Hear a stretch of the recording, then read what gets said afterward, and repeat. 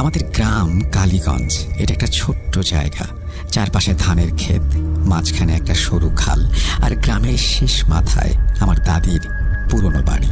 বাড়ির মাটির দেয়াল আর টিনের চালের যেন সময়ের সাথে সাথে প্রকৃতির একটা অংশ হয়ে যাওয়া। বাড়ির পেছনে একটা বিশাল বটগাছ, যার ডালপালা এত বিস্তৃত যে দিনের বেলাতেও তার নিচে ছায়া শীতলতা। কিন্তু গ্রামের মানুষের মুখে এই গাছ নিয়ে অদ্ভুত সব গল্প শুনেছি। তারা বলে এই গাছের নিচে 211টা জিনের বাসা। এই জিনগুলো কোনো সাধারণ জিন নয়, এরা কালো জাদুর সাথে জড়িত, আর এদের ইতিহাস আমাদের গ্রামের অন্ধকার অতীতের সাথে মিশে আছে। আমার বয়স তখন 14 বছর। গ্রীষ্মের ছুটিতে আমি আর আমার ছোট বোন লিমা, যে তখন ক্লাস 5-এ পড়ে, দাদির বাড়িতে বেড়াতে গিয়েছিলাম। লিমা আমার ছায়ার মতো সবসময় পেছন পেছন ঘুরত। দাদি আমাদের খুব ভালোবাসতেন। তিনি সারাদিন আমাদের নিয়ে গল্প করতেন, কখনো রূপকথা, কখনো যৌবনের কথা।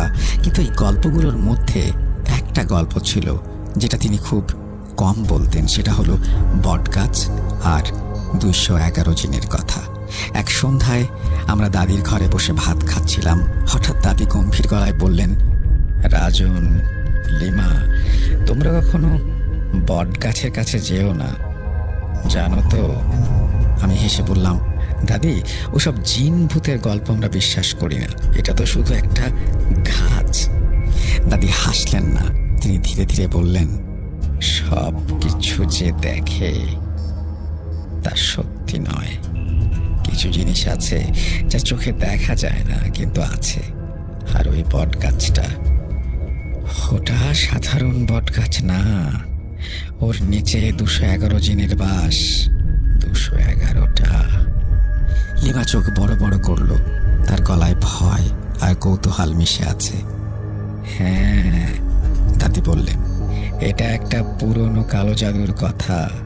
অনেক বছর আগে আমাদের গ্রামে একজন কবিরাজ ছিল, তার নাম হাফিজ মিয়া। সে ছিল কালো জাদুর ওস্তাদ। তার ক্ষমতা এমন ছিল যে সে জিনদের বশ করতে পারত, কিন্তু সে শুধু জিন বশ করত না, তাদের ব্যবহার করত মানুষের ক্ষতি করতে। গ্রামের লোকেরা বলে হাফিজ মিয়া 211টা জিনকে একটা তাবিজ বেঁধে ওই বটগাছের নিচে রেখেছিল। এই জিনগুলো ছিল তার সবচেয়ে শক্তিশালী অস্ত্র, কিন্তু তার মৃত্যুর পর সেই তাবিজের কথা কেউ জানে না। আর জিনগুলো তারা ওই গাছের আশেপাশেই থাকে। যে কেউ ওই গাছের কাছে যদি যায়, তারা তাকে ছাড়ে না। আমি তখন পুরোপুরি বিশ্বাস করিনি। বললাম, দাদি, এটা কি সত্যি 211টা জিন? এত নির্দিষ্ট সংখ্যা কিভাবে? দাদি বললেন, এই সংখ্যাটা হাফিজ মিয়ার কালো জাদুর একটা অঙ্ক। সে বলতো 211 হলো এমন একটা সংখ্যা যা জিনদের শক্তি একত্র করে। এর পেছনে কি নিয়ম তা শুধু সেই জানত। কিন্তু তার মৃত্যুর আগে সে একটা অভিশাপ দিয়ে গিয়েছিল, এই তাবিজ ছুঁয়ে জিনদের কেউ মুক্ত করবে এবং তার জীবন ধ্বংস হয়ে যাবে। লিমার মুখ ফ্যাকাশে হয়ে গেল। সে বলল, দাদিনি, তাহলে কেউ কেন ওই গাছের কাছে যায়? দাদি বললেন, কৌতূহল মা, মানুষের কৌতূহল, আর কখনো কখনো ভাগ্য। তবে আমি তোমাদের বলি, ওই গাছের কাছে যেও না, বিশেষ করে রাতে। সেদিন রাতে ঘুমোতে গিয়ে আমি লিমার মুখে ভয় দেখলাম। আমি তাকে ঠাট্টা করে বললাম, ভয় পাস না, এসব গল্প। আমি তো কালই বটগাছের কাছে যাব, দেখবো কোনো জিন আমার কিছু করতে পারে কিনা। লিমা আমার হাত ধরে বলল, ভাইয়া যাস না, দাদিনী যখন বলেছে তখন নিশ্চয়ই কিছু আছে। আমি হেসে বললাম, তুই থাক, আমি বীর পুরুষ রাজন, কোনো জিন আমার কাছে আসতে পারবে না। কিন্তু মনে মনে দাদির গল্পটা আমার মাথায় ঘুরপাক খাচ্ছিল। 211টা জিন, কালো জাদু, তাবিজ, এসব কি সত্যি হতে পারে? আমি ঠিক করলাম পরদিন দুপুরে বটগাছটা একবার দেখে আসবো। লিমাকে সাথে নেব না, কারণ ও ভয় পাবে। 211 জিনের ইতিহাসবিদের গল্প শুনে আমার মনে কৌতূহল জাগলো। পরদিন সকালে যখন দাদিনী বাজারে গিয়েছিল, আমি গ্রামের বুজুর্গ কাউকে খুঁজে বটগাছের গল্পটা আরও জানতে চাইলাম। আমাদের পাশের বাড়ির আব্দুল চাচা, যিনি গ্রামের সব পুরনো কথা জানেন, আমাকে বসিয়ে বললেন, রাজন, তুই হাফিজ মিয়ার কথা শুনেছিস? সে ছিল আমাদের গ্রামের একজন কবিরাজ, কিন্তু তার ক্ষমতা ছিল অন্ধকার জগতের। হাফিজ মিয়া ছিলেন একজন বিদ্বান মানুষ। তিনি কোরআন শিখেছিলেন, তাবিজ লিখতেন, ঝাটকা জানতেন, কিন্তু তার মনে লোভ ছিল। সে শুধু মানুষের ভালো করার জন্য কাজ করেনি, সে কালো জাদু শিখে জিনদের বশ করতে শুরু করলো। গ্রামের লোকেরা বলতো হাফিজ একটা বিশেষ তাবিজ বানিয়েছিল, যেটা ছিল তার সবচেয়ে বড় অস্ত্র। ওই তাবিজে সে 211টা জিনকে বেঁধে রেখেছিল। তার ইশারায় সে এদের দিয়ে যা ইচ্ছা তাই করতে পারত। কারো ব্যবসা ধ্বংস করা, কাউকে অসুস্থ করে দেয়া, এমনকি কাউকে পাগল করে দেয়া। আমি জিজ্ঞেস করলাম, কিন্তু 211টা জিন কেন? এত নির্দিষ্ট সংখ্যা কেন? চাচা বললেন, এটা হাফিজের কালো জাদুর একটা গণিত। সে বলতো 211 হলো জিনদের শক্তি একত্র করার সংখ্যা। এই সংখ্যাটা তার জন্য কি রহস্য ছিল তা কেউ জানে না। কিন্তু এই 211 জিনের মধ্যে একটা ছিল জিনদের নেতা। তার নাম ছিল আজরাইল খান। এই আজরাইল খান ছিল এতটাই শক্তিশালী যে হাফিজ তাকে বশ করতে 7 বছর ধরে তপস্যা করেছিল। তারপর কি হলো? আমি কৌতূহলী হয়ে জিজ্ঞেস করলাম। চাচা গম্ভীর স্বরে বললেন, হাফিজের লোক তাকে ধ্বংস করে। সে এই জিনদের দিয়ে শুধু ক্ষতি করত। গ্রামের মানুষ তার উপরে ক্রুদ্ধ হয়। একদিন রাতে কিছু লোক তার বাড়িতে আগুন ধরিয়ে দেয়। হাফিজ মিয়া পুড়ে মারা যান, কিন্তু তার তাবিজটা কেউ খুঁজে পায়নি। গুঞ্জন ওঠে সে তাবিজটা বট গাছের নিচে লুকিয়ে রেখেছিল, আর সেই জিনগুলো তারা ওই তাবিজের সাথে বাঁধা। যে তাবিজ ছোবে তার পেছনে লাগবে। আব্দুল চাচার কথা শুনে আমার গায়ে কাঁটা দিয়ে উঠল। তিনি বললেন, রাজন, তুই ওই গাছটার কাছে যাস না। ওটা শুধু গাছ না, ওটা একটা অভিশাপ। আব্দুল চাচার কথা মাথায় নিয়ে আমি দুপুরে বট গাছের কাছে গেলাম। দাদিনী তখন ঘুমাচ্ছিল, আর লিমা বাড়ির উঠোনে মুরগির পেছনে দৌড়াচ্ছিল। আমি ভাবলাম শুধু একবার দেখে আসবো, কোনো জিন থাকলে দেখা পাবে। বট গাছটা সত্যিই বিশাল। তার ডালপালা চারিদিকে ছড়িয়ে পড়েছে, যেন আকাশ ঢেকে দিয়েছে। গাছের নিচে একটা অদ্ভুত শীতল ভাব, যদিও দুপুরের রোদ আমার তখন মাথার ওপর। আমি গাছের কাছে গিয়ে চারপাশে তাকালাম। কিছুই অস্বাভাবিক মনে হলো না, কোনো জিন, কোনো ভূত, কিচ্ছু না। আমি হেসে বললাম, দেখ, কই জিন, সব মিথ্যে কথা। ঠিক তখনই আমার পায়ের কাছে কি যেন একটা নড়ে উঠল। আমি ঝুঁকে দেখি মাটিতে একটা পুরনো তামার তাবিজ, মরিচায় ধরা। তাবিজটা দেখতে অদ্ভুত, এর ওপরে কিছু আরবি হরফ খোদাই করা। আমি কৌতূহলী হয়ে তাবিজটা তুলে নিলাম। হাতে ধরতেই একটা ঠান্ডা শিহরণ আমার গা দিয়ে বয়ে গেল। আমি ভাবলাম এটা হয়তো কেউ ফেলে গেছে। পকেটে ভরে বাড়ি ফিরে লিমাকে দেখাবো। বাড়ি ফিরে লিমাকে তাবিজটা দেখালাম। ও চোখ বড় বড় করে বলল, ভাইয়া, এটা কোথায় পেলি? এটা তো দেখতে জিনের জিনিসের মতো। আমি হেসে বললাম, বটগাছের নিচে পড়েছিল, কোনো জিনের জিনিস না, এটা কেউ হয়তো হারিয়ে ফেলেছে। লিমা বলল, এটা ফেলে দে, আমার কেমন যেন লাগছে। আমি ওর কথায় কান দিলাম না। তাবিজটা আবার ব্যাগে রাখলাম। সেদিন আর কিছু হলো না। রাতে ঘুমের মধ্যে আমি একটা অদ্ভুত স্বপ্ন দেখলাম।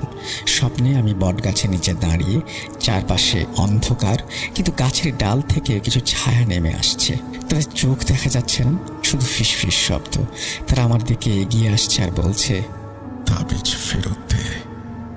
ঘুম ভাঙতে সকাল হয়ে গেল। আমার গা ঘামে ভিজে গেছে। আমি লিমাকে স্বপ্নের কথা বললাম। ও ভয়ে কাঁপতে কাঁপতে বলল, ভাইয়া, আমি বলেছিলাম না তাবিজটা ফেলে দিতে, তুই এখন ফেরত যা। আমি তখনও পুরোপুরি ভয় পাইনি। বললাম, এটা শুধু স্বপ্ন, তুই ভয় পাস না। কিন্তু মনে মনে আমি ঠিক করলাম তাবিজটা বট গাছের কাছে ফেরত দিয়ে আসব। পরদিন দুপুরে আমি আবার বট গাছের কাছে গেলাম। তাবিজটা পকেট থেকে বের করে মাটিতে ফেলতে যাব, হঠাৎ একটা ঠান্ডা হাওয়া বইল।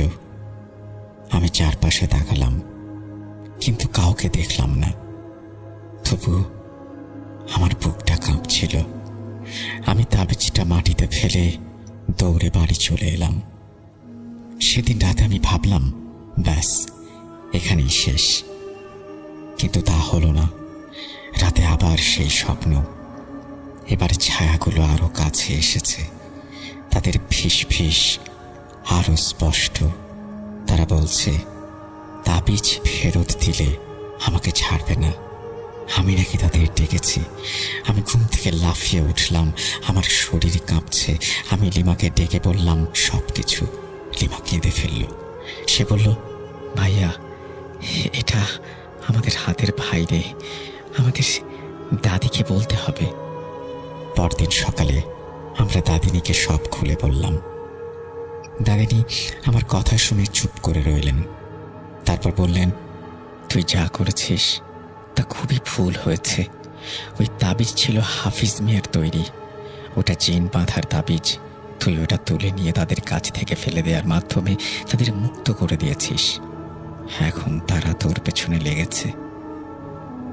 আমি ভয়ে কাঁপতে কাঁপতে বললাম, দাদিনী, এখন কি করব? উনি বললেন, একটাই উপায়। আমাদের গ্রামের মসজিদে একজন হুজুর আছেন, হযরত মাওলানা কাশেম। তাকে ডেকে আনতে হবে, কিন্তু তার আগে তোকে কিছু করতে হবে। কি করতে হবে আমি জিজ্ঞেস করলাম। দাদিনী বললেন, তোকে বট গাছের নিচে গিয়ে তাবিজটা ফেরত দিতে হবে। তবে তুই এবার একা যাবি না, আমি যাব তোর সাথে। আমাদের সাথে থাকবে একটা পবিত্র পানি। দাদিনীর কথা মতো সেই রাতে যখন গ্রাম নিঝুম হয়ে গেল, আমরা তিনজন, আমি, লিমা আর দাদিনী, বটগাছের দিকে রওনা দিলাম। দাদিনীর হাতে একটা বোতলে পবিত্র পানি, আমার হাতে একটা লাঠি, আর লিমা আমার পেছনে কাঁপতে কাঁপতে হাঁটছে। আমার বুক ধুকফুক করছে, কিন্তু দাদিনীর পাশে থাকায় একটু সাহস পাচ্ছিলাম। বটগাছের কাছে পৌঁছে দাদিনী বললেন, তাবিজটা মাটিতে রাখ আর বল, আমি ভুল করেছি, তোমাদের কাছে ক্ষমা চাই। এই তাবিজ ফেরত নাও। আমি তাই করলাম। তাবিজটা মাটিতে রেখে কাঁপা কাঁপা গলায় কথাগুলো বললাম। দাদিনী পবিত্র পানি ছিটিয়ে দিলেন। হঠাৎ একটা ঠান্ডা হাওয়া বইল। আমার কানে ফিস ফিস শব্দ। আমি ভয়ে দাদিনীর হাত চেপে ধরলাম, কিন্তু কিছুক্ষণ পর সব শান্ত হয়ে গেল। দাদিনী বললেন, এখন চল বাড়ি ফিরি। কিন্তু এটা শেষ না, জিনগুলো এত সহজে ছাড়বে না। আমাদের হুজুরকে ডাকতে হবে। পরদিন সকালে হযরত মাওলানা কাশেমের কাছে গেলাম আমরা। তিনি আমাদের কথা শুনে বললেন, এটা সাধারণ জিন নয়, হাফিজ মিয়ার বাঁধা 211 জিন। এরা কালো জাদুর সাথে জড়িত। তাবিজ ফেরত দেয়ায় তারা একটু শান্ত হয়েছে, কিন্তু পুরোপুরি যায়নি। আমাকে একটা বিশেষ আমল করতে হবে, তবে এতে সময় লাগবে। তিনি আমাদের কিছু তাবিজ দিলেন আর বললেন, এগুলো গলায় রাখো, আর রাতে বাড়ির দরজা জানালা বন্ধ রাখবে। আমি আমল শুরু করছি। কিন্তু তা সত্ত্বেও পরের কয়েক রাত আমার স্বপ্নে ছায়াগুলো ফিরে এলো। তারা এবার আরো রাগী। তারা বলল, তুই আমাদের মুক্ত করেছিস, এখন তুই আমাদের দাস হবি। আমি ভয়ে দিন দিন অসুস্থ হয়ে পড়তে লাগলাম। লিমা আর দাদিনী আমার জন্য দুশ্চিন্তায় পড়ে গেল। হুজুর প্রতি রাতে আমল করছিলেন, কিন্তু জিনগুলো যেন কিছুতেই যেতে চাইছে না। জিনের নেতার মুখোমুখি একদিন হুজুর বললেন, এই জিনগুলোর মধ্যে একজন নেতা আছে, সে হাফিজ মিয়ার সবচেয়ে শক্তিশালী জিন, আজরাইল খান। তাকে বশ করতে না পারলে বাকিরা যাবে না। আমাকে একটা বড় আমল করতে হবে, আর তাতে আমার সাহস দরকার। আমি ভয়ে কাঁপতে কাঁপতে বললাম, আমি কি করব হুজুর? তিনি বললেন, তোকে আমার সাথে বট গাছের কাছে যেতে হবে। আমি জিনের নেতার সাথে কথা বলবো, তুই শুধু আমার পাশে থাকবি, আর কিছু বলবি না। সেই রাতে আমরা বট গাছের কাছে গেলাম। হুজুর আমল করছিলেন, আর আমি তার পাশে দাঁড়িয়ে। হঠাৎ একটা ঠান্ডা হাওয়া বইল। আমার কানে ফিস ফিস শব্দ। তারপর একটা গম্ভীর কণ্ঠস্বর শুনলাম। কে ডেকেছে? হুজুর বললেন, আমি মাওলানা কাশেম। আজরাইল খান, তুমি এই ছেলেটাকে ছাড়ো, সে ভুল করেছে। হেসে উঠল কণ্ঠস্বরটা। ভুল? সে আমাদের মুক্ত করেছে, এখন সে আমাদের। হুজুর আমল করতে লাগলেন। আমি ভয়ে কাঁপছি, কিন্তু চুপ করে দাঁড়িয়েও আছি। হঠাৎ একটা প্রচণ্ড হাওয়া বয়ে গেল। আমার মনে হলো আমার চুল ধরে কেউ টানছে। হুজুর চিৎকার করে বললেন, রাজন, সাহস ধর, আল্লাহর নাম নে। আমি চোখ বন্ধ করে আল্লাহর নাম জপতে লাগলাম। কিছুক্ষণ পর সব শান্ত হয়ে গেল। হুজুর বললেন, আজরাইল খান চলে গেছে, কিন্তু এটা শেষ না। আমাদের আরও আমল করতে হবে। বটগাছের কাছে হুজুরের আমলের পর আমরা বাড়ি ফিরে এসেছিলাম। সে রাতে আজরাইল খানের গম্ভীর কণ্ঠস্বর আমার কানে বাজছিল। তুই আমাদের দেখেছিস, এখন তুই আমাদের হবি। এই কথাটা আমার মাথায় ঘুরপাক খাচ্ছিল। দাদিনী আমাকে আর লিমাকে বুকে জড়িয়ে বললেন, ভয় পাস না, হুজুরের আমল খুব শক্তিশালী, আল্লাহ আমাদের রক্ষা করবেন। কিন্তু আমার মন শান্ত হচ্ছিল না। আমার শরীরে এক অদ্ভুত দুর্বলতা, যেন কেউ আমার শক্তি চুষে নিচ্ছে। পরদিন সকালে আমি উঠে দেখি আমার চোখের নিচে কালি পড়ে গেছে। লিমা আমার মুখ দেখে ভয় পেয়ে বলল, ভাইয়া, তোর চেহারা এমন ফ্যাকাশে কেন? তুই কি অসুস্থ? আমি হাসার চেষ্টা করলাম। কিছু না লিমা, শুধু ঘুম হয়নি রে। কিন্তু আমার ভেতরে ভয় বাসা বেঁধেছে। আমি বুঝতে পারছিলাম জিনগুলো আমাকে ছাড়বে না। দাদিনী আমাকে নিয়ে গ্রামের ডাক্তারের কাছে গেলেন। ডাক্তার আমাকে পরীক্ষা করে বললেন, শরীরে কোনো সমস্যা পাচ্ছি না, তবে ছেলেটা দুর্বল হয়ে পড়েছে, ভালো করে খাওয়া দাওয়া করাও। দাদিনী চুপচাপ মাথা নাড়লেন, কিন্তু আমি বুঝতে পারছিলাম তিনি জানেন এটা সাধারণ অসুখ নয়। সেদিন রাতে আমি ঘুমোতে গেলাম, তাবিজটা গলায় পরে রেখেছিলাম যেটা হুজুর দিয়েছিলেন। কিন্তু মাঝরাতে আমার ঘুম ভেঙে গেল। আমার বুকে একটা ভারী চাপ, যেন কেউ আমার উপরে বসে আছে। আমি চোখ খুললাম, কিন্তু কিছু দেখতে পেলাম না। ঘর অন্ধকার, শুধু জানলা দিয়ে চাঁদের আলো এসে মেঝেতে পড়েছে। আমি চিৎকার করতে চাইলাম, কিন্তু গলা দিয়ে কোনো শব্দ বের হলো না। হঠাৎ আমার কানে ফিস ফিস শব্দ। তুই পালাতে পারবি না। আমি ভয়ে কাঁপতে লাগলাম। আমার হাত তাবিজের দিকে গেল, আর তখনই চাপটা কমে গেল। আমি লাফিয়ে উঠে বাতি জ্বালালাম। ঘরে কেউ নেই, কিন্তু আমার গলায় তাবিজটা গরম হয়ে উঠেছিল। আমি দৌড়ে দাদিনীর ঘরে গেলাম। তিনি তখনও জেগেছিলেন, হাতে তসবিহ নিয়ে দোয়া করছিলেন। আমাকে দেখে তিনি বললেন, কি হয়েছে রাজন? আমি কাঁপতে কাঁপতে সব বললাম। দাদিনী আমার কপালে পবিত্র পানি ছিটিয়ে দিয়ে বললেন, এটা জিনদের কাজ, তারা তোকে ভয় দেখাতে চাইছে। আমি সকালে হুজুরের সাথে কথা বলবো। পরদিন সকালে হযরত মাওলানা কাসিম আমাদের বাড়িতে এলেন। আমার কথা শুনে তিনি গম্ভীর হয়ে বললেন, আজরাইল খান এখন তোর পিছনে লেগে আছে। আমার আমল তাকে দুর্বল করেছে, কিন্তু সে এত সহজে ছাড়বে না। তার সাথে 210টা জিন আছে, আর তারা সবাই তার আদেশ মানে। আমাদের আরো শক্তিশালী আমল করতে হবে। আমি জিজ্ঞেস করলাম, হুজুর, এটা কি কখনো শেষ হবে? হুজুর বললেন, ইনশাল্লাহ শেষ হবে, কিন্তু এর জন্য তোর সাহসের দরকার। জিনরা দুর্বল মনের মানুষের ওপরে বেশি প্রভাব ফেলতে পারে। তুই যত ভয় পাবি, তারা ততই শক্তিশালী হবে। তুই 5 ওয়াক্ত নামাজ পড়, সূরা বাকারা তিলাওয়াত কর, আর আমার দেয়া তাবিজ কখনো গলা থেকে খুলিস না। আজরাইল খান কোনো সাধারণ জিন নয়, সে একটা প্রাচীন জিন, যে হাফিজ মিয়ার কালো জাদুর মাধ্যমে বাঁধা পড়েছিল। হাফিজ মিয়া তাকে বশ করতে 7 বছর ধরে তপস্যা করেছিল, কিন্তু আজরাইল খান কখনো পুরোপুরি হাফিজের কথা মানত না। সে সবসময় মুক্ত হওয়ার সুযোগ খুঁজত। তুই যখন তাবিজটা তুলে নিয়েছিস, তখন সে আর তার 210 জন অনুসারী মুক্ত হয়েছে। এখন তারা তোকে তাদের দাস বানাতে চায়। লিমা ভয়ে কাঁপতে কাঁপতে বলল, হুজুর, তারা সত্যি ভাইয়াকে কি নিয়ে যাবে? হুজুর হেসে বললেন, না মা, আল্লাহর রহমতে আমরা তাদের থামাবো, কিন্তু এটা সহজ হবে না। আজরাইল খানের শক্তি তার 210 জন জিনের একত্রিত শক্তির উপর নির্ভর করে। আমাদের প্রথমে তাদের দুর্বল করতে হবে, তারপর আজরাইল খানকে বশ করতে হবে। আমি জিজ্ঞেস করলাম, হুজুর, এটা কিভাবে সম্ভব? হুজুর বললেন, আমরা একটা বিশেষ আমল করব। এই আমলের জন্য আমাদের বট গাছের কাছে যেতে হবে, আর তুই আমার সাথে থাকবি। তোর উপস্থিতি জরুরি, কারণ তুই তাবিজটা তুলেছিস, জিনগুলো তোর সাথে যুক্ত। আমার বুক কেঁপে উঠল। আবার বট গাছের কাছে যেতে হবে। আমি বললাম, হুজুর, আমার ভয় করছে, আমি কি পারবো? হুজুর আমার কাঁধে হাত রেখে বললেন, রাজন, ভয় সবারই হয়, কিন্তু তুই যদি আল্লাহর উপর ভরসা রাখিস, তাহলে কোনো জিন তোর কোনো ক্ষতি করতে পারবে না। আমি আর আমার শাগরিদ মাওলানা রশিদ তোর সাথে থাকব। পরের 2 দিন আমরা আমলের জন্য প্রস্তুতি নিলাম। হুজুর আমাদের বাড়িতে এসে কোরআন তেলাওয়াত করলেন, দাদিনী পবিত্র পানি তৈরি করলেন। আমি প্রতিদিন 5 ওয়াক্ত নামাজ পড়ার চেষ্টা করলাম। লিমা আমার পাশে বসে দোয়া পড়ত, কিন্তু রাতে সেই স্বপ্নগুলো ফিরে আসতো। এক রাতে আমি দেখলাম আজরাইল খান আমার সামনে দাঁড়িয়ে, তার চোখ দুটো আগুনের মতো জ্বলছে। সে বলল, তুই আমাকে থামাতে পারবি না, তুই আমার হবি। আমি ভয়ে চিৎকার করে উঠলাম।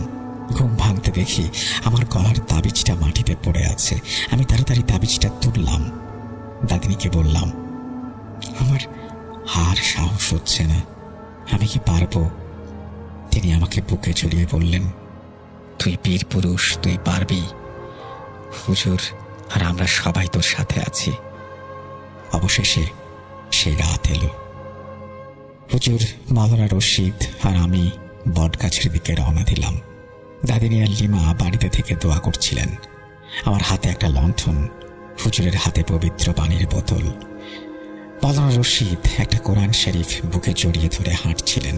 রাতের অন্ধকারে গ্রামটা নিস্তব্ধ, শুধু দূরে কুকুরের ডাক আর হাওয়ার শনশন শব্দ। বটগাছের কাছে পৌঁছে হুজুর বললেন, আমার পাশে দাঁড়া, কিছুতেই ভয় পাবি না। তিনি মাটিতে একটা গোল চিহ্ন এঁকে আমাদের তার মধ্যে দাঁড় করালেন।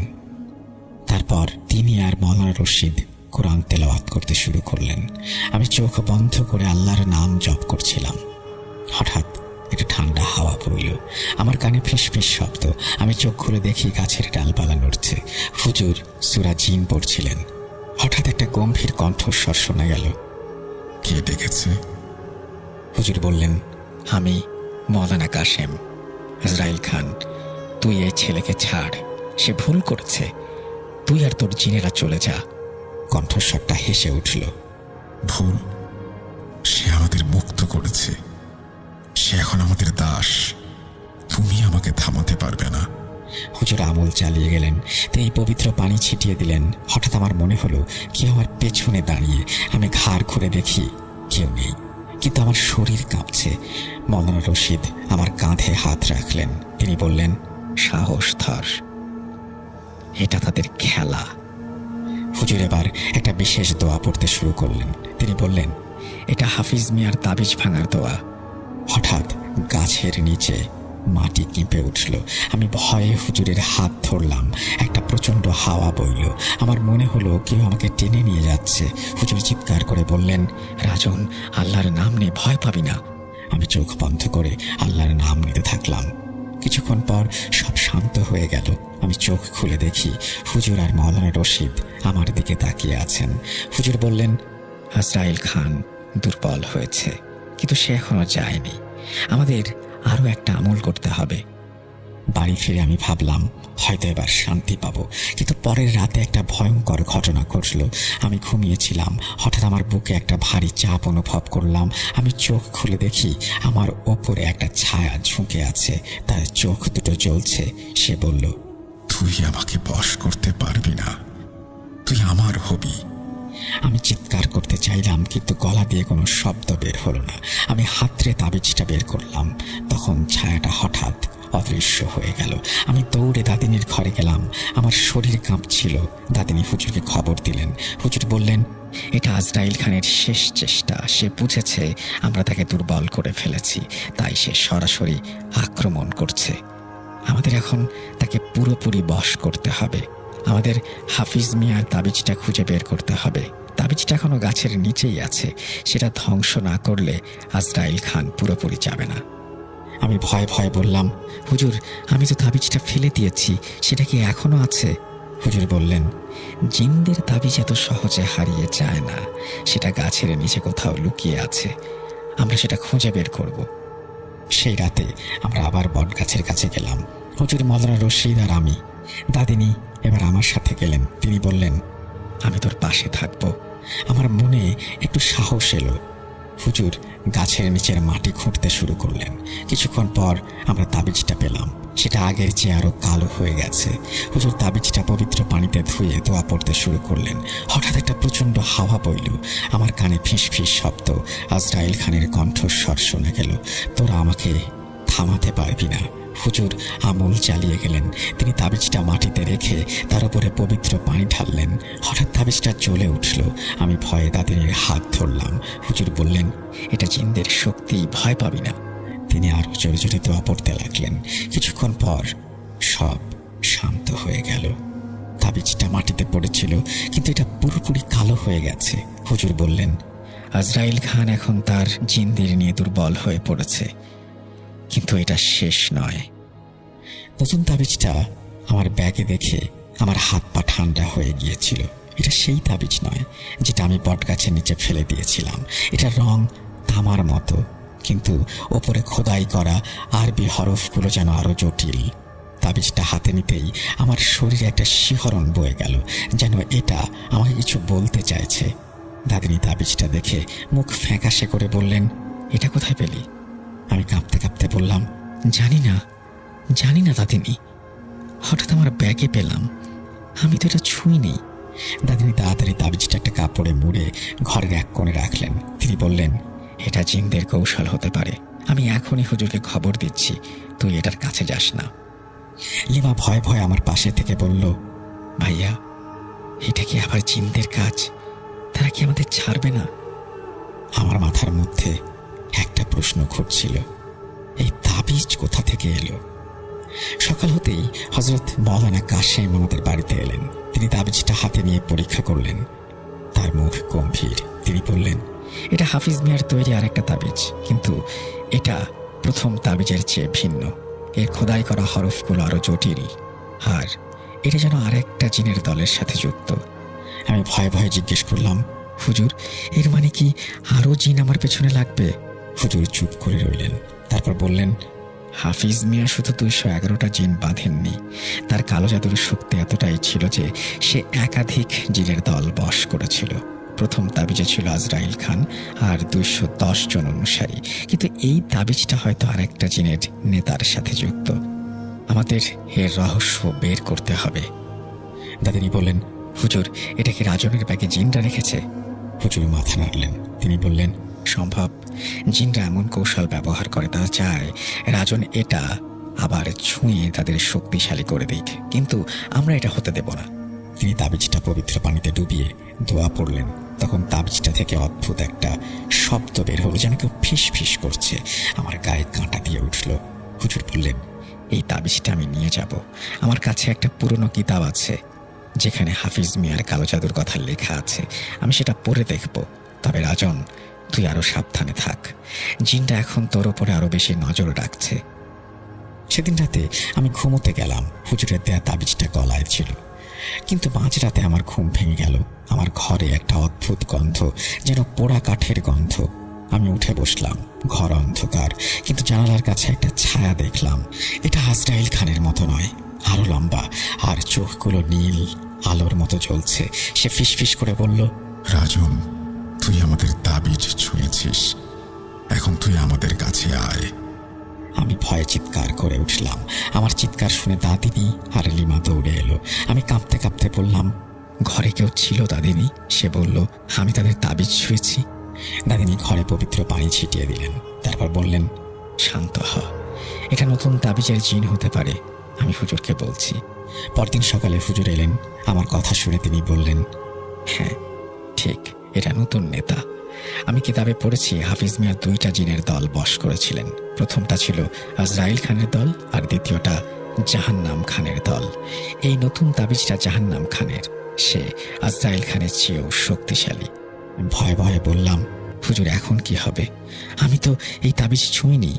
হুজুর বললেন, জিনটা তোর সাথে যুক্ত হয়ে গেছে, তুই প্রথম তাবিজটা তুলেছিস, তাই তোরা তাকে লক্ষ্য বানিয়েছে। আমাদের এখন জাহান্নাম খানের সাথে মোকাবেলা করতে হবে। হুজুর আমাদের জাহান্নাম খানের কথা বললেন। তিনি বললেন, জাহান্নাম খান ছিল হাফিজ মিয়ার সবচেয়ে শক্তিশালী জিন, আজরাইল খানকে বশ করতে 7 বছর লাগলেও জাহান্নাম খানকে বশ করতে হাফিজ মিয়ার 10 বছরের তপস্যা করতে হয়েছে। জাহান্নাম খানের শক্তিটা এতটাই বেশি, সে মানুষের মনে ভয় ঢুকিয়ে তাদের পাগল করে দিতে পারত। হাফিজ মিয়া তাকে একটা বিশেষ তাবিজে বেঁধে রেখেছিল, যেটা তুই পেয়েছিস। লিমা ভয়ে ভয়ে বলল, হুজুর, এই জিনকি ভাইয়াকে নিয়ে যাবে? হুজুর বললেন, না মা, আল্লাহর রহমতে এবারও আমরা তাকে থামাবো। আমি বললাম, হুজুর আমি কি করব? হুজুর বললেন, তুই আমার সাথে থাকবি, আমরা একটা বিশেষ আমল করব। পরদিন আমরা আমলের প্রস্তুতি নিলাম। হুজুর আর মৌলানা রশিদ প্রতিদিন আমাদের বাড়িতে এসে কোরআন তেলাওয়াত করলেন। দাদিনী আরও পবিত্র পানি তৈরি করলেন। আমি 5 ওয়াক্ত নামাজ পড়ার চেষ্টা করলাম। এবার স্বপ্নে আজরাইল খান নয়, জাহান্নাম খান আসতে লাগলো। তার নীল চোখ আমার দিকে তাকিয়ে থাকতো সেই চোখে, আর বলতো, তুই আমাদের কাছে আয়। এক রাতে আমি ঘুম থেকে উঠে দেখি আমার ঘরের মেঝেতে কিছু অদ্ভুত চিহ্ন আঁকা। আমি দৌড়ে দাদিনীকে ডাকলাম। দাদিনী চিহ্নগুলো দেখে বললেন, এটাও জিনদের কাজ। তিনি চিহ্নগুলো পবিত্র পানি দিয়ে মুছে ফেললেন। এরপরে আবারও মনোর রশিদকে ডাকা হলো। তিনি আসলেন, আমাকে নিয়ে আবারও সেই আগের মতো করেই বটতলায় গেলেন এবং সেখানে গিয়ে তিনি আবারও সেই তাবিজটা বের করলেন এবং এবার আজরাইল খানের পরিবর্তে জাহান্নাম খানকে ডাকলেন এবং একইভাবে জাহান্নাম খানও সেই আমাকে ছাড় দিতে অসম্মতি জানালো। হুজুর বললেন, আল্লাহর নাম নে। আমি চোখ বন্ধ করে আল্লাহর নাম নিতে থাকলাম। হঠাৎ করেই এবারও সবকিছু শান্ত হয়ে গেল। হুজুর বললেন, জাহান্নাম খান দুর্বল হয়ে পড়েছে। সেই আগের মতোই ঘটনা। আবারও বাড়ি ফিরে আমি ভাবলাম এবার হয়তো শান্তি পাবো। কিন্তু পরের দিন সকালে একটা অদ্ভুত ঘটনা ঘটল। আমি ঘরে বসেছিলাম, হঠাৎ আমার বিছানার নিচ থেকে একটা শব্দ হলো। আমি ঝুঁকে দেখি সেখানে আরেকটা তাবিজ। এটা আগের দুটোর চেয়ে ভিন্ন। এটার ওপরে অদ্ভুত কিছু চিহ্ন, যেন কোনো প্রাচীন ভাষায় লেখা। আমি ভয়ে দাদিনীকে ডাকলাম। তিনি ঘরে ঢুকে অবাক হয়ে বললেন, এটা কি? তুই কি আবারও নতুন কোনো তাবিজ ছুঁয়েছিস? আমি বললাম, না। দাদিনী তাবিজটা কাপড়ে মুড়ে একটা ঘরে কোণার মধ্যে রেখে দিলেন, ঠিক যেভাবে আগে তিনি রেখেছিলেন, এবং তিনি বললেন, এটা কোনো সাধারণ জিনিস নয়। আমি এখনই হুজুরকে খবর দিচ্ছি, তুই যা, লিমার পাশে গিয়ে বস। আমি ফিসফিস করে বললাম, এটা কি আর একটা জিনের তাবিজ? তারা কি আমাদের কখনোই ছাড়বে না? আমার মাথায় একটা প্রশ্নই ঘুরছিল, এটা কোথা থেকে এলো আর কিসের সাথে যুক্ত? সকাল হতেই হযরত মাওলানা কাশেম আমাদের বাসায় এলেন। তিনি তাবিজটা হাতে নিয়ে পরীক্ষা করলেন। তার মুখে একটা অদ্ভুত ভাব, যেন কিছু বুঝতে পেরেছেন, কিন্তু পুরোপুরি নিশ্চিত নন। তিনি বললেন, এই তাবিজটা হাফিজ মিয়ার তৈরি নয়, এটা অনেক প্রাচীন। এর চিহ্নগুলো আমি আগে দেখেছি আমার পুরনো কিতাবে। এটা হাফিজ মিয়ার আগের কারো তৈরি, সম্ভবত কালো জাদুর গরুর। আমি ভয়ে জিজ্ঞেস করলাম, এর মানে কি? এটাও কি আর নতুন কোনো জিনিসের সাথে যুক্ত? হুজুর গম্ভীর হয়ে বললেন, হ্যাঁ রাজন, হাফিজ মিয়া কালো জাদু শিখেছিল একজন প্রাচীন কবিরাজের কাছ থেকে, যার নাম ছিল শায়খ বুরহান। এই শায়খ বুরহান ছিলেন এমন একজন কালো জাদুকর যিনি জিনদের বশ করতে পারতেন। তিনি একটা প্রাচীন জিনের গোত্রের সাথে যুক্ত ছিলেন। এই গোত্রের নাম আল শাইতিন। এরা অত্যন্ত শক্তিশালী। এদের নেতা একজন জিন, যার নাম আমরা এখনো জানি না। আমাকে আরো ভালোভাবে এই সম্পর্কে জানতে হবে। আমি ভয়ে কাঁপতে কাঁপতে বললাম, এটা কি কখনো শেষ হবে না হুজুর? হুজুর আমার কাঁধে হাত রেখে বললেন, তুই ভুল করছিস। আল্লাহর রহমতে আমরা এটা ঠিক করে ফেলবো। ভুলটা তোর, সমাধান করব আমরা। আমার কাছে একটা প্রাচীন কিতাব আছে যেখানে শায়খ বুরহানের কালো জাদুর কথা আছে। আমি সেটা পড়ে দেখব। মাঝরাতে আমার ঘুম ভেঙে গেল সেবারও। আমার ঘরে একটা অদ্ভুত গন্ধ, যেন পোড়া মাটির গন্ধ। আমি উঠে বসলাম। ঘর অন্ধকার, কিন্তু জানালার কাছে একটা ছায়া দেখলাম। আজরাইল খান বা জাহান্নাম খানের মতো নয়, এই ছায়াটি অন্যরকম। সে আমাকে আগের মতোই বলল, তুই আমাদের তাবিজ ছুঁয়েছিস, এখন আমাদের জগতে আয়। আমি কাঁপতে কাঁপতে আবারও দাদিনীর ঘরে গেলাম। দাদিনী আবারও সে আগের প্রক্রিয়া অবলম্বন করলেন এবং পরদিন হুজুর এলেন। তিনি বললেন, এটা আল শায়তান গোত্রের জিন। আমি কিতাবে পড়েছি তাদের নাম মালিক আল মউত। মালিক আল মউত অত্যন্ত শক্তিশালী। সে শায়খ বুরহানের সময় থেকে মানুষের সাথে চুক্তি করে আসছে। আবারও আমরা তিনজন আমলের প্রস্তুতি নিলাম। হুজুর মওলানা রশিদ প্রতিদিন আমাদের বাড়িতে এসে কোরআন তেলাওয়াত করলেন। দাদিনী আগের মতোই পবিত্র পানি ছেটাতে লাগলেন। আমি 5 ওয়াক্ত নামাজ পড়ার চেষ্টা করলাম। সূরা বাকারা তেলাওয়াত করতাম। লিমা আমার পাশে বসে দোয়া পড়ত। আমার স্বপ্নগুলো কিন্তু তখনও ফিরে ফিরে আসতো। স্বপ্নে মালেকাল মউত আসতো, তার মুখে কালো গর্ত। সে বলতো আমাকে তাদের জগতে নিয়ে যাবে, আমি নাকি পালাতে পারবো না। একরাতে ঘুম থেকে উঠে দেখি আমার ঘরের দেয়ালে কিছু অদ্ভুত চিহ্ন আঁকা। এগুলো তাবিজের চিহ্নের মতো। আমি দৌড়ে আবারও দাদিনীকে ডাকলাম। তিনি চিহ্নগুলো দেখলেন এবং বললেন, এটা আল শাইতিন গোত্রের কাজ, তারা তোকে ভয় দেখাচ্ছে। মওলানা রশিদ এলেন। আগের মতো আমরা আবারও ঠিক একইভাবে বটগাছের তলায় গেলাম। আবারও হুজুর মালিকাল মউতকে আমাদের ছেড়ে যাবার জন্য নির্দেশ দিলেন। সে রাজি হলো না। সে বলল, তুই আমাদের বশ করতে পারবি না, এই ছেলে আমাদের মুক্ত করেছে। হঠাৎ তাবিজটা থেকে একটা কালো ধোঁয়া বের হলো। আমি ভয়ে দাদিনীর হাত ধরলাম। হুজুর আবারও বললেন, ভয় পাবি না। এরপরে কিছুক্ষণ পর সব শান্ত হয়ে গেল। হুজুর বললেন, মালিকাল মউত দুর্বল হয়ে পড়েছে, কিন্তু এখনো সে যায়নি। আমি আমার ঘরে বসেছিলাম। হঠাৎ টেবিলের উপরে পুরনো একটা কাগজ পড়ে থাকতে দেখলাম। কাগজটা মলিন আর তাতে কিছু অদ্ভুত হরফ লেখা। আমি কাগজটি তুলে নিলাম। তাতে লেখা ছিল, তাবিজের রহস্য শুধু শুরু, তুই এখন আমাদের জগতে বন্দী। আমি ভয়ে দাদিনীকে ডাকলাম। দাদিনী কাগজটা দেখে বললেন, এটা আবার কোথায় পেলি? তিনি তাড়াতাড়ি হুজুরকে খবর দিলেন।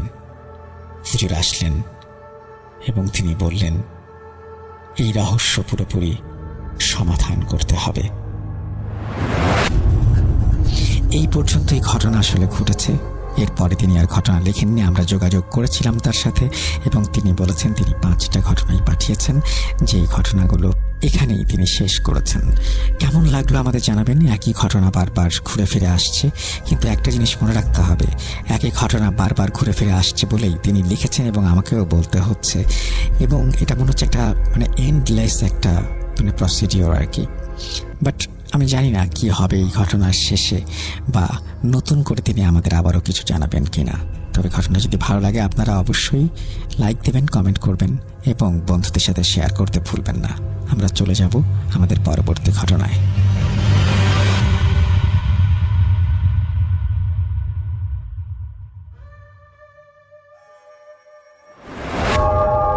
আবারও রাতের আঁধারে ভয়ের রাজ্য ফুঁড়ে ফিরেছি সেই পুরনো সুরে।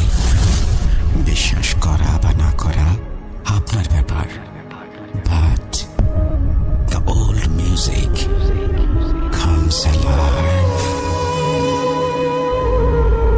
Bhoot.com. The fear returns with Russell. Welcome back. আপনাদের সবাইকে স্বাগত জানাচ্ছি আমি রাসেল। আশা করছি আপনারা সবাই ভালো আছেন, ভালোর দলে আছেন।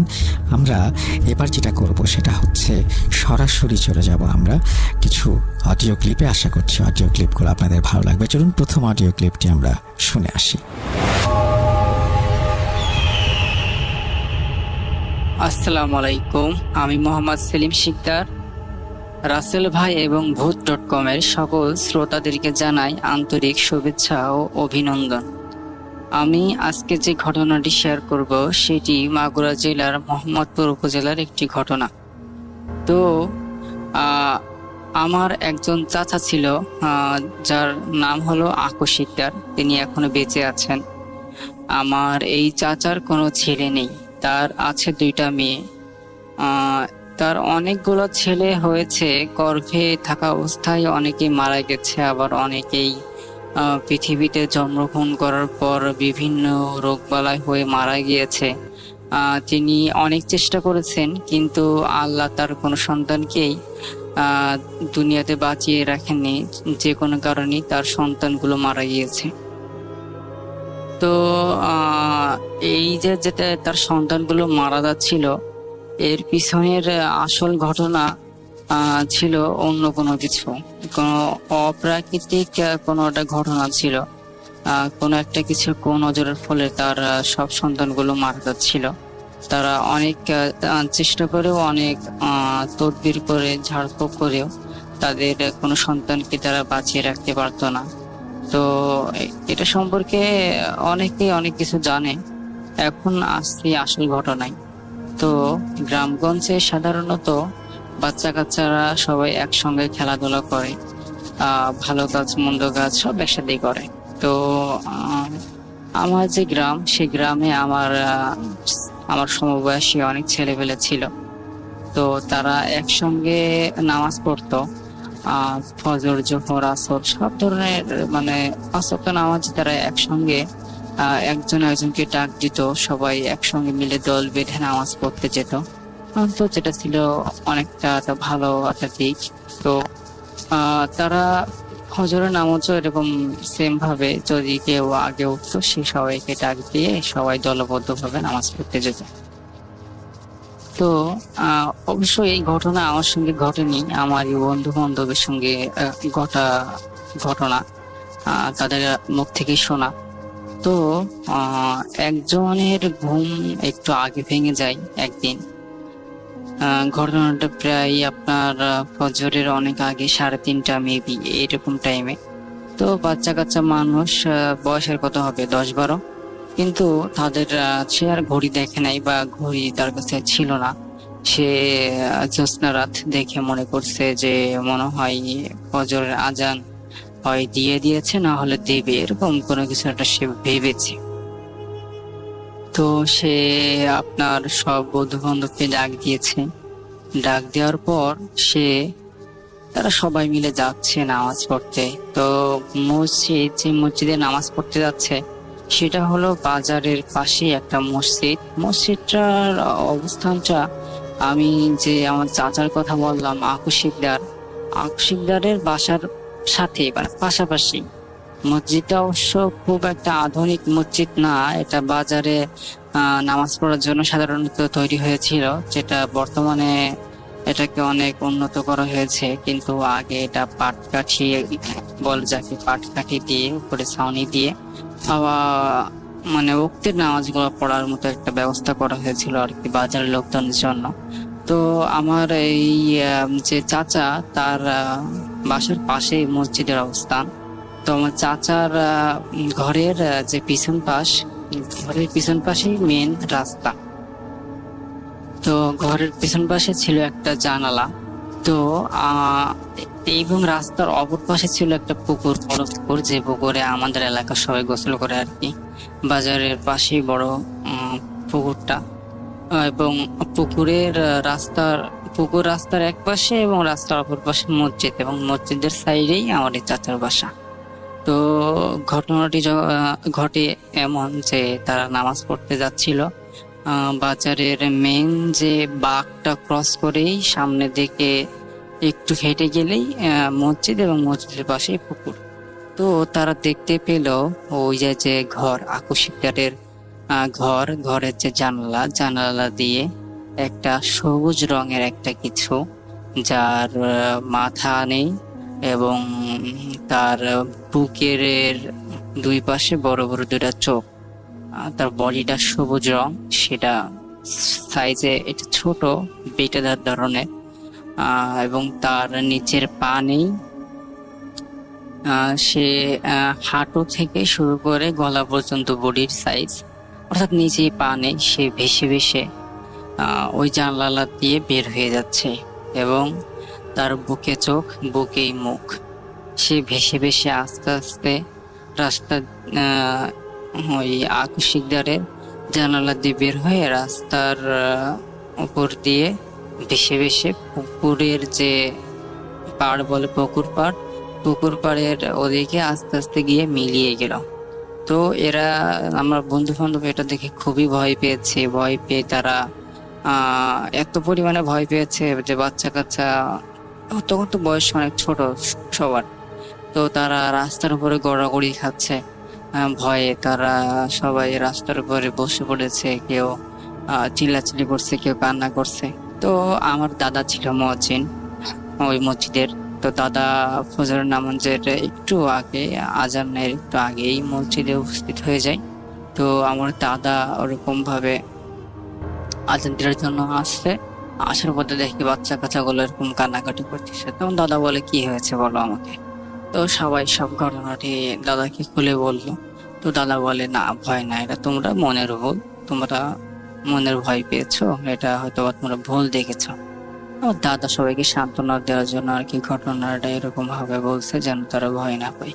তারপর দাদা আজান দেয়, আজান দেওয়ার পর সবাই নামাজ কালাম পড়ে যার পাশে দেয়। এরপরে আর কোনো ঘটনা ঘটে নাই, তবে তাদের সাথে যে ঘটনাটা ঘটেছে তারা আজীবন এটা মনে রাখবে এবং মনে রাখার মতো একটা ঘটনা। তো যদি এই ঘটনাটি রাসেল ভাই আপনার পছন্দ হয় তাহলে আশা করি ভূত.com এ এটা শেয়ার করবেন। আমার কাছে আরো অনেক ঘটনা আছে, আমি ভূতের গল্প শুনতে অনেক ভালোবাসি, জিন ভূতের গল্প আমি মাঝে মাঝে সংগ্রহ করি। তো যদি এটা শেয়ার করা হয় তাহলে আমি আরো অনেক ঘটনা দিব ইনশাল্লাহ। তো আশা করি সবার ভালো লেগেছে। তো সবাই ভালো থাকবেন। আসসালামু আলাইকুম।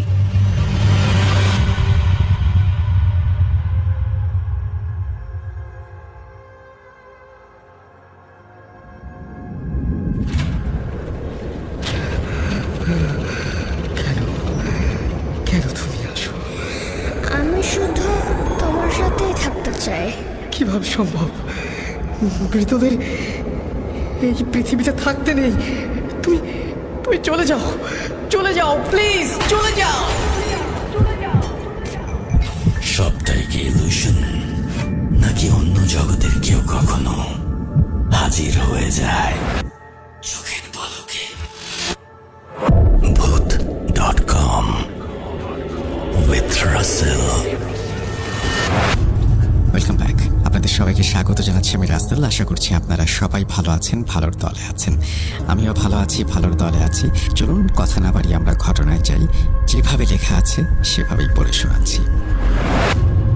আসসালামু আলাইকুম রাসেল ভাই, আল্লাহর রহমতে নিশ্চয়ই ভালো আছেন, কারণ আপনি ভালো মানুষের দলে, তাই আল্লাহর রহমত আপনার উপর থাকবেই, এই বিশ্বাস থেকেই বললাম। আমি ভূত.com এর একজন একনিষ্ঠ শ্রোতা, প্রায় 1 যুগ ধরে নিয়মিত শুনে আসছি। বলতে পারেন ভূত.com আমার রাতের ঘুমের ওষুধ। আজ প্রথমবার সাহস করে আপনাকে একটি ঘটনা পাঠাচ্ছি, আশা করি ভালো লাগবে। ঘটনাটি আমার দাদির সাথে ঘটে 2003 সালে, প্রায় 22 বছর আগে। আমার বাড়ি যশোর সদর উপজেলায়। আমার দাদি খুবই পরহেজগার ছিলেন এবং দয়ালু একজন মানুষ ছিলেন। তিনি শুধু নামাজ রোজার মধ্যেই সীমাবদ্ধ ছিলেন না, মানুষের সেবাতেও তিনি ছিলেন অগ্রগামী। কেউ মারা গেলে নারীদের লাশ গোসল করিয়ে দিতেন, আবার কেউ সন্তান জন্ম দিতে গেলে সেখানে দাদি দাইমা হিসেবে পাশে থাকতেন।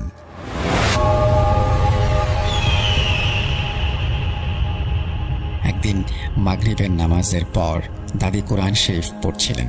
হঠাৎ জানলার পাশে দাঁড়িয়ে একটি পরিচিত গলা শুনতে পেলেন তিনি। মা, বাসায় আছো? দাদি চিনে ফেললেন, এটা হোসেন। বললেন, হ্যাঁ হোসেন, বল কি হয়েছে।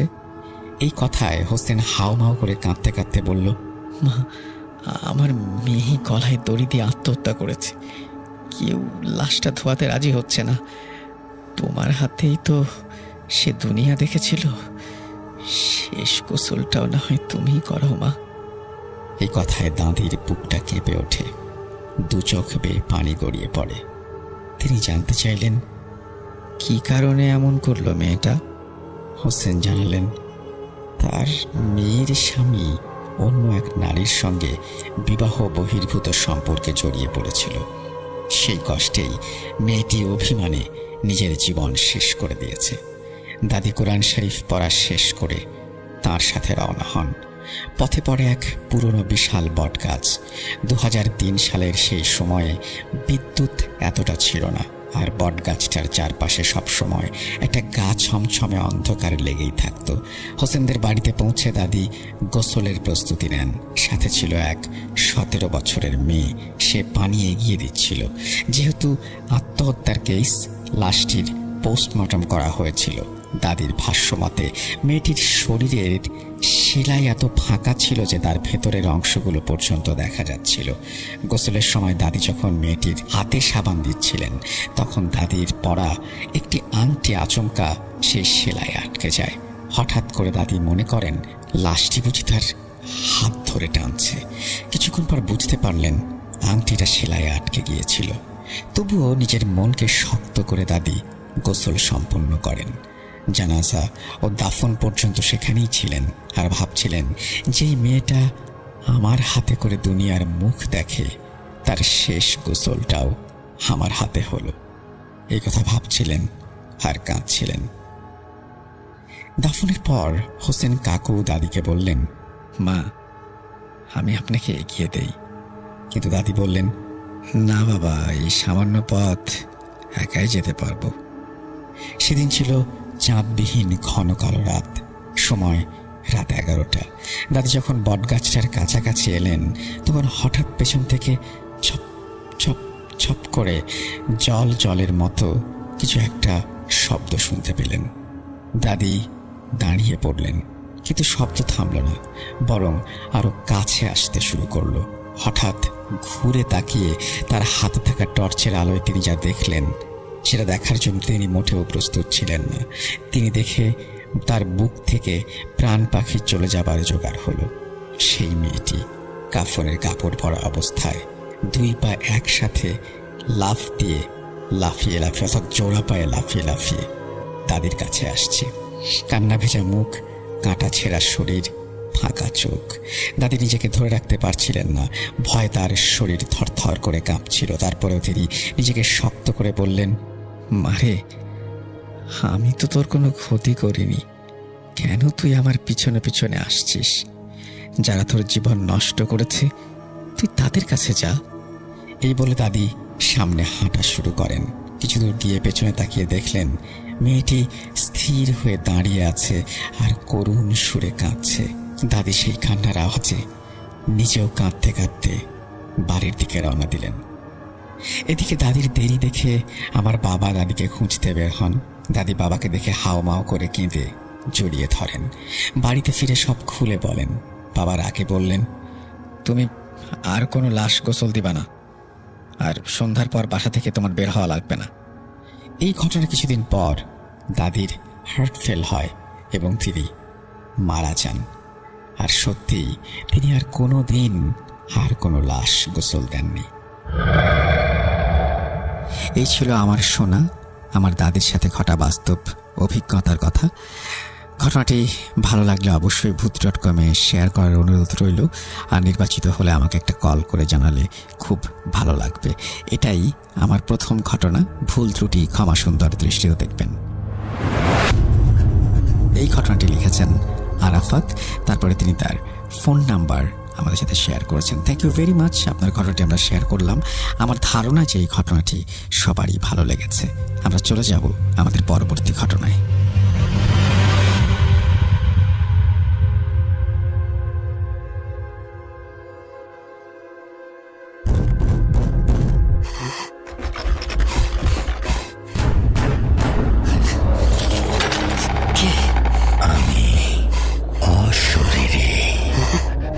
দেখতে পাবে না কবু, এত কাল ধরে শুনছ, শুনতে কি পাও না তবু?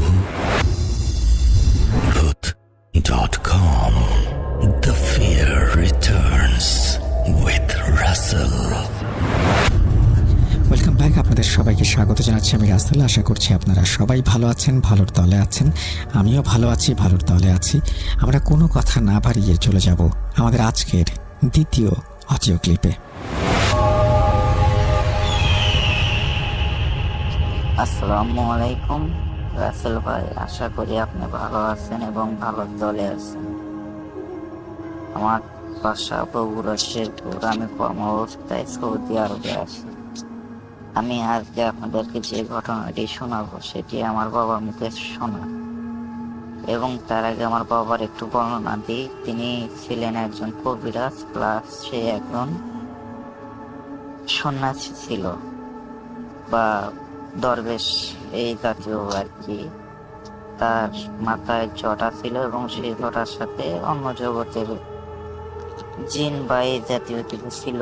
আমি বাবাকে বলছি অনেকবার, কিন্তু বাবা আমাকে কখনো বলে নাই যে কি আছে। সে বলতো যে এগুলা তুই ধরিস না বা এগুলাতে তুই টাচ করবি না, এগুলোর সাথে জোনার আছে, এটাই বলতো। তো আমি বাবার সাথেই থাকতাম এবং বাবাকে অনেকটাই ভালোবাসতাম এবং বাবার সাথে আমি সবসময় থাকতাম। বাবার সাথে মানে তার প্রক্রান্তি বিষয়, কবিরাজি বিষয়ে আমার খুব আগ্রহ ছিল এবং শেখার খুবই ইচ্ছুক, মানে আমি খুব শেখার জন্য তার সাথে সবসময় থাকতাম। এবং বাবা এক পর্যায়ে সংসার থেকে আলাদা থাকতো, বিশাল একটা বট গাছের নিচে ছোট্ট একটা কুঠির বানায় সেখানেই তাই থাকতো এবং সেখান থেকে মানে সবকিছু তাই রান্না বান্না খাওয়া দাওয়া সে নিজে হাতে এক হাতি করতো এবং সেখানেই থাকতো এবং সে অনেক ধরনের সাধনা করতো। তো আমি একদিন আমার বাবাকে বললাম যে বাবা, আমি একটু কালী সাধনা শিখতে চাই, তুমি আমাকে কি শিখাইবা? বাবা আমাকে কিছু বললো না, 2-3 বার বলার পরে আমাকে বললো যে বাবা, তোকে আমি একটা ঘটনা শোনাই, ঘটনাটা শোন, শোনার পরে যদি তোর মনে হয় তুই শিখবি বা পারবি তুই শিখবি, সমস্যা নেই। বললাম ঠিক আছে বলো। তো বাবা আমাকে প্রথমত বললো যে তুই যদি কালী সাধন শিখতে চাস সেক্ষেত্রে তোকে মাংসাশী অর্থাৎ মাংস বা মাছ এ জাতীয় খাবার খেতে পারবি না প্রথম। দ্বিতীয়ত তুই কালী সাধনা করতে গেলে অনেকটাই রিস্ক বা তুই মারাও যেতে পারিস। এই কাজটা করার আগে তোকে একটা ঘটনা বলি, ঘটনাটা শোন। তোর যদি তারপরে মনে হয় যে তুই পারবি বা করতে পারবি তুই করবি, আমি তোকে নিজে শ্মশানে নিয়ে তোকে আমি দেখিয়ে দিব। তো বললাম ঠিক আছে বলো। তো আমার বাবা বলতে শুরু করলো, আমি আপনাদের ঘটনাটি বলার স্বার্থে আমি আমার বাবার ভাষায় বলতেছেন আমার বাবা। ঘটনাটি আমাদের এলাকার এবং ঘটনাটি প্রায় 1955 থেকে 60 সালের এই টাইমে আমাদের এলাকায় একজন কবিরাজ ছিল এবং সে অনেকটাই মানে প্রতাপশালী কবিরাজ ছিল আশেপাশের অঞ্চলের ভিতরে এবং তার কোনো শিষ্য ছিল না, তার একটাই শিষ্য ছিল এবং সে শিষ্য প্লাস তার ভাগ্নে অর্থাৎ তার বোনের ছেলে, তারা একসাথেই থাকতো মামা ভাগ্নে।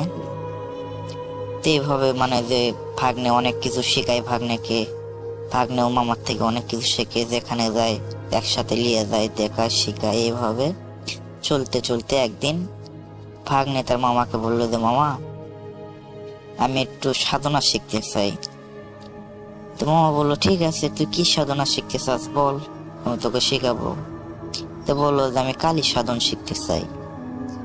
তার মামা তাকে অনেকটাই বুঝাইলো যে দেখ তুই এটা বাদে তুই অন্য অনেক আছে, তুই সেইগুলো শেখ, কিন্তু এটা শিখিস না। সে নাচর বান্দা, সে ওইটাই শিখবে। তো এক পর্যায়ে সে রাজি হয়, ঠিক আছে তুই এটা যেহেতু শিখবি, ওকে তুই এটাই শিখবি। তো সামনে আর হয়তো বা 13 বা 14 দিন পর একটা অমাবস্যার রাত আছে, তোকে তাহলে ওই রাত্রে শ্মশানে নিয়ে যাবো এবং দেখাবো, কিন্তু তার আগে তোকে আমার যে তন্ত্রবিদ্যা আছে এটা তোকে শিখতে হবে এবং এটা তোর এই কয়েকদিনের ভিতরে তোকে মুখস্থ করতে হবে প্লাস শিখতে হবে। এটাই তোর শ্মশানের ভিতরে গিয়ে তুই এই সাধনা করতে হবে। তো বললো ঠিক আছে, যে কথা সেই কাজ। এবং 13-14 দিনের আগেই মানে যে তাদের সবকিছু ওকে করে নিল এবং সবকিছু ওকে, শুধু অমাবস্যা রাতের অপেক্ষায়। এভাবে রাত চলে আসলো এবং মামা ভাগ্নে রওনা দিল শ্মশানের উদ্দেশ্যে। শ্মশানে যাওয়ার আগে তারা 4টা বাঁশ কাটলো, কেটে গোড়া অর্থাৎ নিচের সাইড থেকে 5 ফিট করে 4টা বাঁশ কাটলো এবং গোড়াটা অনেক চোখা করলো।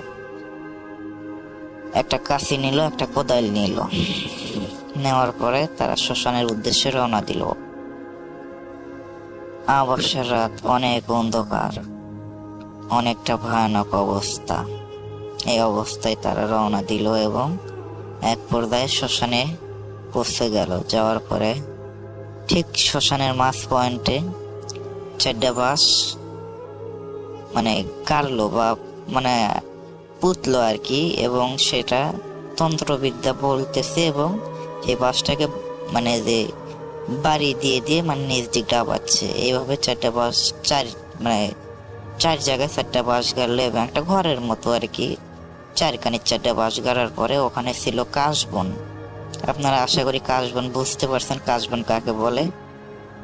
এবং কাশি, তারা কিন্তু আসার টাইমে কাশি এবং কোদাল এবং বাঁশ এই তিনটা জিনিস নিয়ে এসেছিল, এবং সে কাশি নিয়ে যে কাশবন কেটে নিয়ে এসলো। এবং আসার পরে তারা সেই কাশবন দিয়ে দড়ি বা রশি তারা পাকাতে শুরু করলো, এবং তন্ত্রবিদ্যা বলার মাধ্যমে সেই রশিগুলো পাকাচ্ছে, এবং অনেক মোটা এবং অনেকটা লম্বা করে। এক পর্যায়ে সেই রশিগুলো বানানো হওয়ার পরে চারটা রশি চারটা বাঁশের সাথে বেঁধে দিল, অনেকটা শক্ত করে এবং মজবুত করে, এবং রশিগুলো অনেক মোটা করে বানিয়েছে। এবং এগুলো সবাই তন্ত্রবিদ্যা বলার সাথে সাথেই কাজগুলো হচ্ছে। এইভাবে এক পর্যায়ে হওয়ার পরে মামা তার ভাগ্নেকে বলতেছে যে ভাগ্নে ওখান থেকে কোদাল নিয়ে আসো। নিয়ে আসার পর তার মামা তাকে শ্মশানের এক ধারে নিয়ে যে বলতেছে যে এই জায়গায় খোঁড়ার এক পর্যায়ে একটা লাশ বাড়াইলো, বলতেছে লাশটা তোলার পরে দেখে তার শরীরে সবকিছু ঠিক আছে, শুধু মুখটা ঝলসানো, অর্থাৎ মুখ আগুন দিয়ে যে লাশগুলি পুঁতে থোয়া হয় ঠিক সেটাই। তো তোলার পরে তাকে বললো লাশটা নিয়ে আসো। নিয়ে আসার পরে ওই চারটা বাঁশ গাড়ছে, এবং চারটা বাঁশের সাথে যে রশিগুলো লাগানো আছে ঠিক সেই রশিগুলোর মাঝখানে সেই লাশটাকে রাখার পরে চারটা হাত পায়ে, দু হাতে প্লাস দু পায়ে রশিগুলো অনেক শক্ত করে বাঁধার পরে বললো যে লাশের শরীরে একটা সুতা যাতে না থাকে সব খুলে ফেলো। এই পর্যায়ে লাশের শরীর থেকে সবকিছু খুলে ফেলে দেওয়া হলো। দেওয়ার পরে মামা ভাগ্নেকে বলতেছে, অর্থাৎ গুরু তার শিষ্যকে বলতেছে যে তুমি আবার তোমার শরীর থেকে সব কিছু খুলে ফেলো, তোমার শরীরে যাতে একটা সুতো পর্যন্ত না থাকে। এইভাবে তাকে অলঙ্গ করার পরে তাকে বললো যে তুমি ওই লাশের বুকের উপর বসো, এবং তার মুখ এবং তোমার মুখ দুজনের মুখ দুজনের দিকে, অর্থাৎ বুকের উপর বসে তার মুখের দিকে বসো।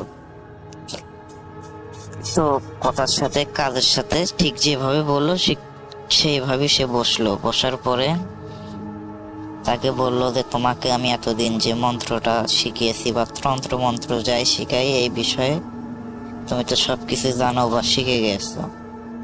তোমাকে যেভাবে বলছে ওইভাবে তুমি এই লাশের বুকের উপর বসে তন্ত্রবিদ্যা সাধনা করা শুরু করবে, এবং আমি এই শ্মশানের এরিয়ার বাইরে আমি দাঁড়িয়ে আছি এবং আমি দেখতেছি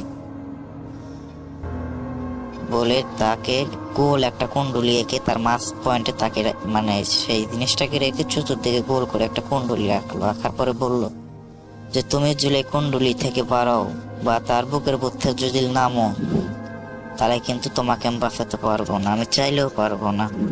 আর তুমি যদি বেঁচে থাকো, ও বাঁচার চাইতে মৃত্যুবরণ করা অনেক ভালো। আর তুমি দেখবে লাশটা অনেকটাই মনে হবে যে দড়িগুলো ছিঁড়ে ফেলবে, কিন্তু ছিঁড়ে ফেলবে না। তুমি ভুলেও কখনো লাশের বুকের পথে নামবে না, এবং তুমি সাধনা করতেই থাকবে যা কিছু না হোক।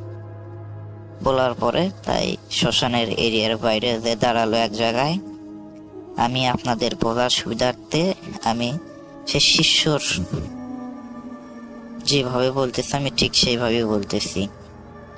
এইভাবে বলার পরে আমার গুরু বাইরে যে দাঁড়ালো, এক পর্যায়ে আমি সাধনা শুরু করলাম।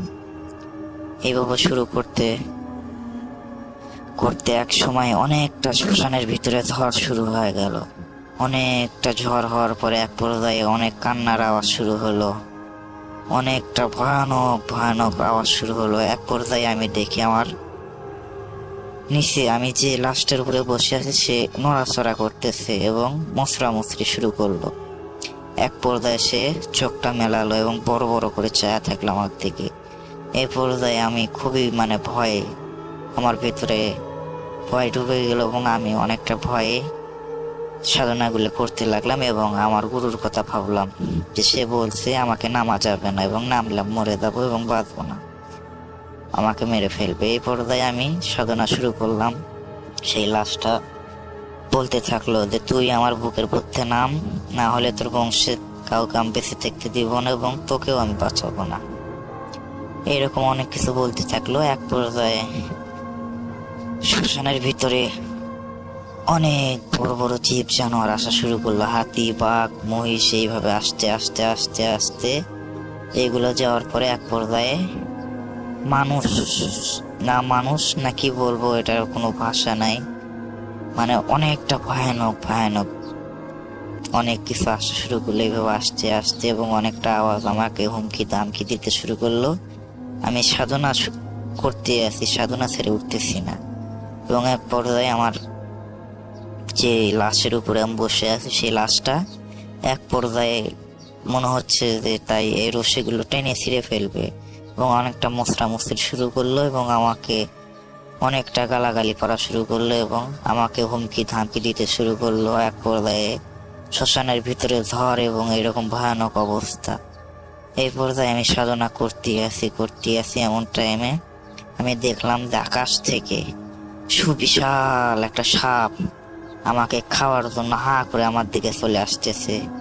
এ পর্যায়ে আমি কিছু না ভেবে উঠতে না পেরে আমি তার বুকের পথে নেমে দৌড় দেওয়ার জন্য যেই দৌড়টা দিয়েছি তাগের বাইরে আসার সাথে সাথে আমাকে উপর মুখ তুলে শুধু একটা আছাড়ি মারছে। আমি শুধু একটা চিক্কুর মারছি মামা বলে, বা আমার গুরু বা মামা যাই বলে চিৎকার দেওয়ার পরে আমার আর কিছু মনে নেই।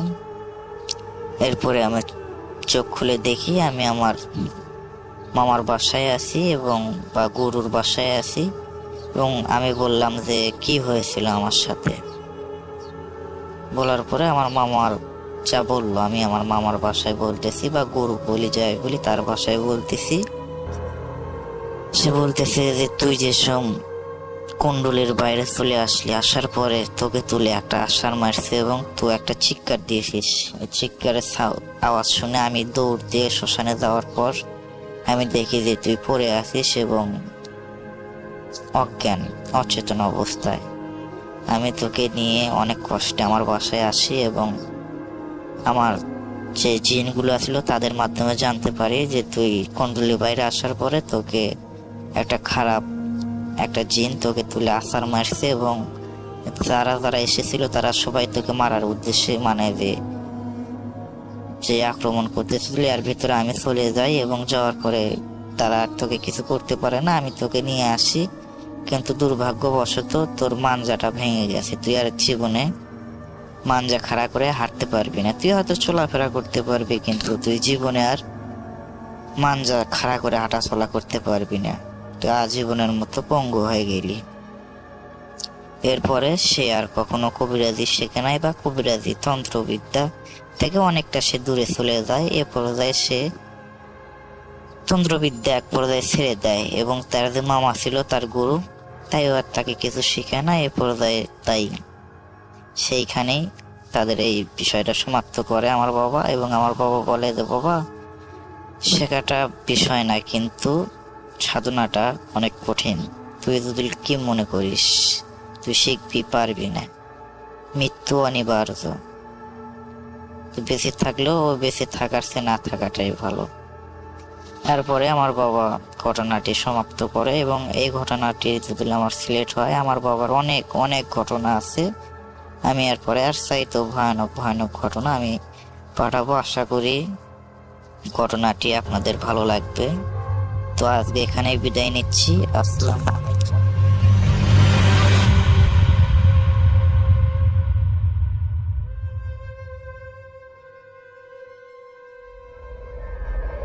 Spirit, be here with me.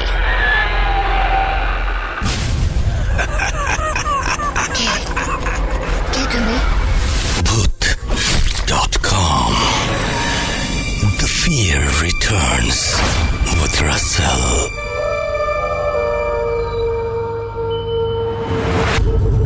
আপনারা শুনছেন ভূত.com। আমি রাসেল আছি সাথে, এবং আমাদের ইমেল অ্যাড্রেস rasel.bhoot.com@gmail.com। ঘটনা পাঠান আপনার মহামূল্যবান ঘটনা। আমরা আপাতত যেটা করব, আমাদের পরবর্তী ঘটনাটা যাব এটি একটি অডিও ক্লিপ, আশা করছি আপনাদের ভালো লাগবে। চলুন শুরু করা যাক।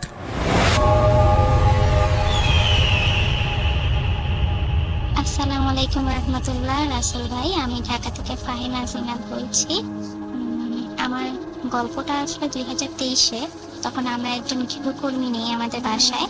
তো তখন আমার সন্তানের বয়স ছিল 6 মাস। তো আমার ছেলেটা খুবই দুষ্ট, এখনো দুষ্ট। তো সেই সময় হতো কি, সে ঘুমাতে চাইতো না। তো উনি বাসায় নতুন একজন মানুষ আসলে দেখা যায় বাচ্চাটা একটু বেশি এক্সাইটেড হয়ে যায়। তো আমার ছেলেটা সবসময় না ওনার সাথে খুব ক্লোজ ছিল। তো উনি আসলে দৌড়ে আমার ছেলেটা আপুর কেটে ওনার কাছে চলে যেত, ওনার কোলে যেতে চাইতো, ওনাকে দেখলে আর ঘুমাইতে চাইতো না, এরকম করতো। তো উনি এরকম আস্তে আস্তে ক্লোজ হয়ে গেল। তো উনি যখন কাজ করবে বলেছে, তখন উনি আমাদের আসলে কিছু জানাই নাই যে ওনার কোনো সমস্যা আছে বা কি। তো দেখা গেছে যে প্রথম যে ঘটনাটা হয় সেটা হচ্ছে যে আমি সকালবেলা এক বাটি গরুর মাংস নিয়ে বসছি। তো ওটা দিয়ে আমি রুটি দিয়ে খাচ্ছি সকালে নাস্তা।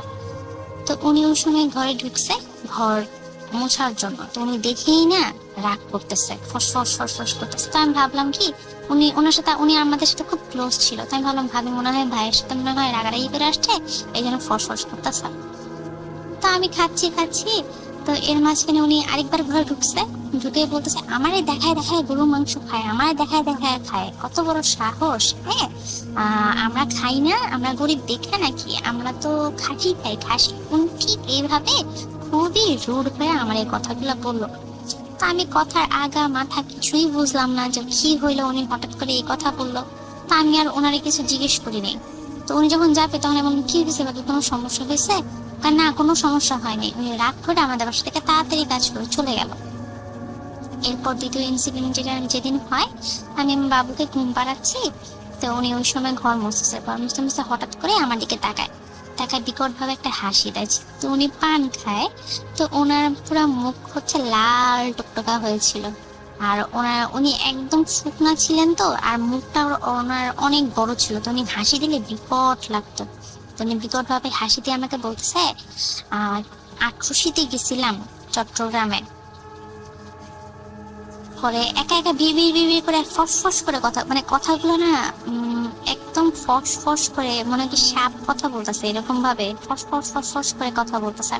তো ওই সময় বাবুকে ঘুম পাড়ার কারণে আমি ওনার কথা অতটা মনোযোগ দিইনি, খালি এতটুকু শুনতে যে আটরশিতে গেছিলাম, চট্টগ্রামে গেছিলাম। তো আমি বাবুকে ঘুম পাড়ার পর দেখলাম যে উনি ডাইনিং স্পেস পরিষ্কার করতেছে। তখন আমি ওনাকে জিজ্ঞেস করলাম, ভাবি আপনি আটরশিতে কবে গেলেন? চট্টগ্রামে।